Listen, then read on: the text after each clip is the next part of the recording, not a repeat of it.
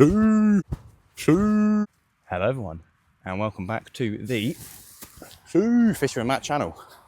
So today we are going to be doing a review on this Engwe X26 bike that I've got right here in the grass. We're going to roll it out. We're going to go for a test drive around the local little park around here, do a bit of off-roading potentially, and yeah, show you guys what it's all about. So the more observant of you, and well, some of you that are just watching anyway, may have seen that I was sent an Engwe X24 bike, a little bit similar to this one, but now they have sent me the upgraded X26 model with dual batteries, which is absolutely insane. So I am really lucky to have this beautiful e-bike. It's a folding e-bike. It's got the dual batteries, as I said. There's one in the seat post. There is one inside of this compartment here. It has got a triple suspension setup. There is the one at the front, there's one at the back, and then there is one under the seat there. It is an absolutely beautiful piece of machinery. It has got a 1200 watt motor, which peaks at about 1500 watts, which is a huge amount of power for something like this. Its maximum speed without any friction or drag is about 36 miles an hour in the sport mode. I was just on the road, shh, don't tell anyone. I did about 31 miles an hour. It is an absolute beast. So it is very similar to the X24 model. There are a few things that have changed. I believe the chassis looks a little bit different. And of course the name, the X24, the X26, this one has 26 inch by 4 inch fat tyres. Look at these bad boys. So Erin from Engwe sent these bikes both out to me.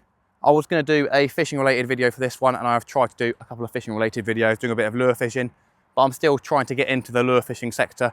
I've spent another 50, 60, 70 quid on lures to try and get into the bass, and we are getting very close. So hopefully the next video on the channel will be a lure fishing video, and I'm really excited for that. But for this video, we're going to be taking this around. We've got a lovely open space around us. We're going to go for a bit of a bike session. I believe there is some rougher ground behind these trees, so yeah, we're going to do some jumps, do a bit of this, bit of that. Happy days.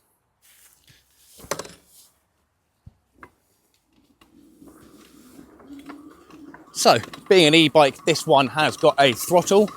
Technically, these ones aren't road legal, so you've got to be careful. I've tried to do some research as to what sort of things would make this road legal, but it's basically an electric motorbike. So this, as I said, is the dual battery model. You can, in fact, get it as a single battery model, which is just in the seat post.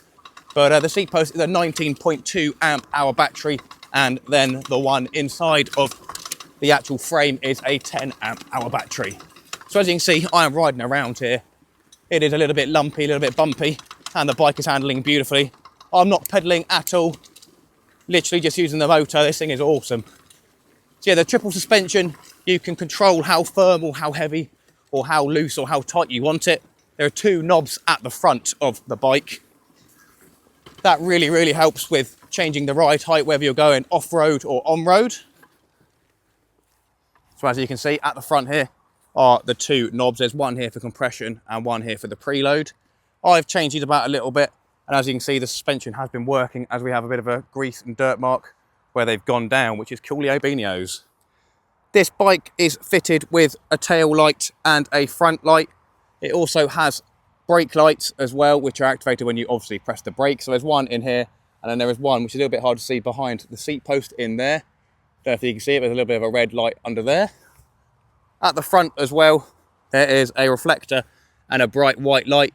This light is really powerful. I'll see if I can get some footage of that now. Guys, the lights on the front of these bikes. I don't know whether mine's a little bit brighter or not. Looks like it is, to be fair. It's pretty blinding. But yeah, pretty sweet. You've got the brake light at the back if Dan wants to be the supermodel.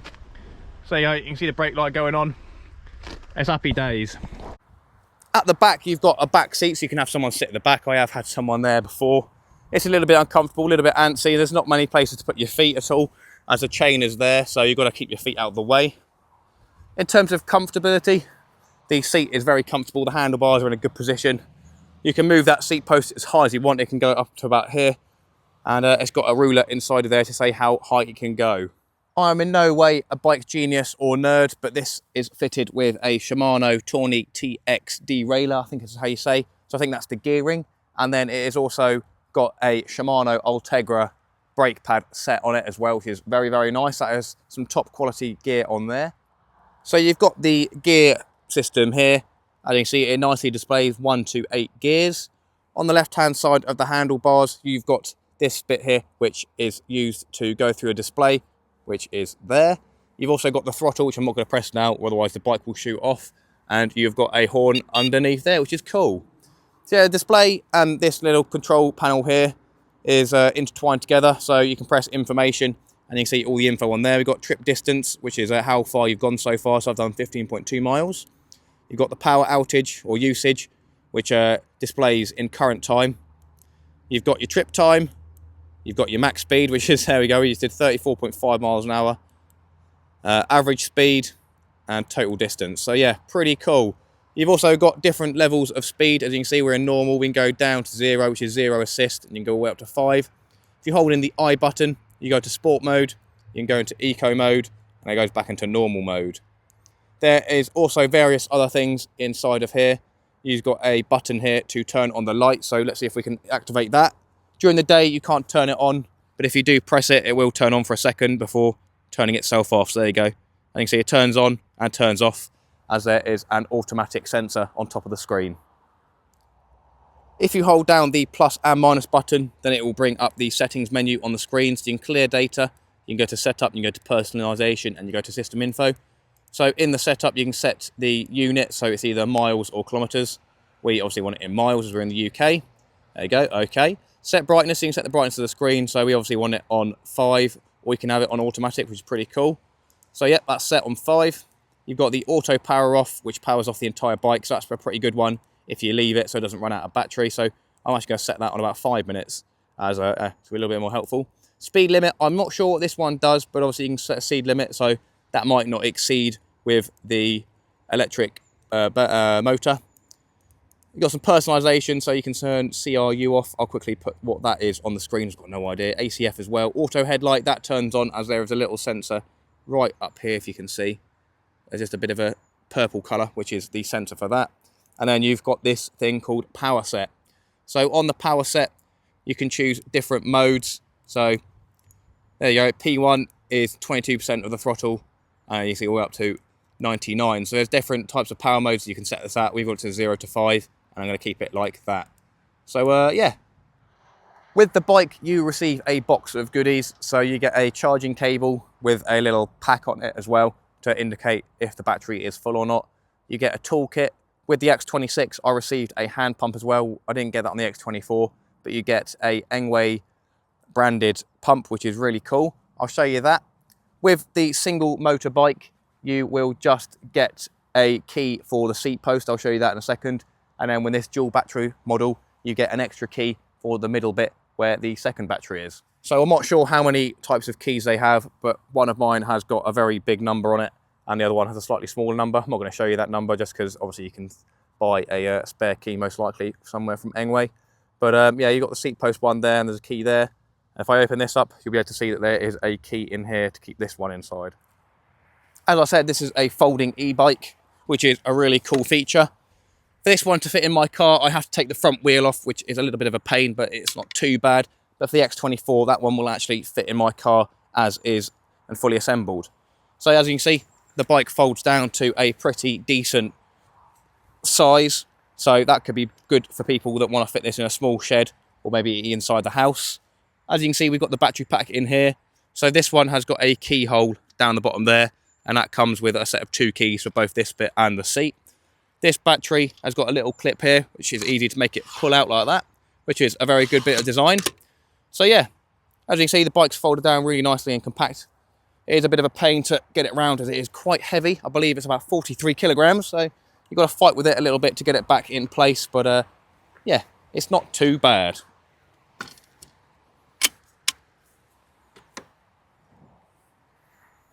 I reckon that's enough talking. So yeah, let's go for a ride around this park. We'll see if we can find some off-road bits where we maybe do some jumps and stuff like that. Have a bit of fun. But yeah, I've used this for about 15 miles now. That's been messing around in the garden, going around to local places and doing a bit of yeah, sporty activities, stuff like that. So yeah, let's go for a spin. Gonna get the GoPro chest mount on. Happy days. Right, let's see if we can find a bit of rough off-road ground. Obviously, I'm going to go through a bit of this brush and bush. Hopefully there's no bog in here. There we go. So yeah, nice bit of off-roading, full throttle. Woohoo! Whoa! We're going 20 miles an hour right now. Whoa! The bike's handling wonderfully through this thick brush. See, that was literally just throttle. I've never been down this area before, or not in a long time, so it is pretty rough. Let's go for a bit of off-roading. Here we go, this looks perfect. Look at this. Whoa. The perfect scenario. Let's hope there's no dog walkers around. Don't end up in the bush. So yeah, this is a really awesome off-roading e-bike. Definitely something you want to be taking around up a mountain, something like that. It's perfect for an area like this. Absolutely awesome. You've got little bubbles on the floor, but the triple suspension and the 26-inch tyres just absorb all of those forces. Oh, this is an amazing trail. I haven't been down here for years. Absolutely amazing. Yeah, she's going 20 miles an hour right there. Didn't even put my foot on the throttle. Didn't even pedal, eh? God, what a good bit of fun. So yeah, the Engwe X26, everybody. A beautiful e-bike. I'm very, very, very lucky to have been sent this. If you are looking to buy one of these, I'll put the link in the description. I've got an affiliate link, so yeah, do check it out.